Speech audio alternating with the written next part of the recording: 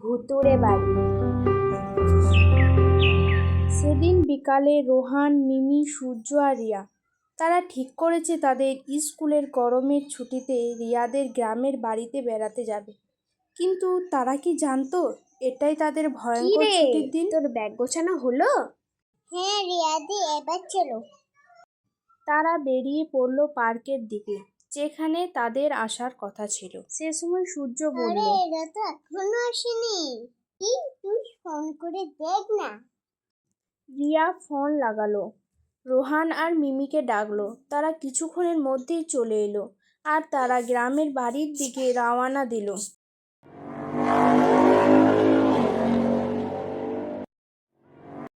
রিয়াদি, তোমাদের গ্রামের বাড়িটা তো খুব সুন্দর, তাই না রোহান? আমার খুব ভালো লেগেছে। হ্যাঁ রিয়াদি, সত্যিই খুব সুন্দর।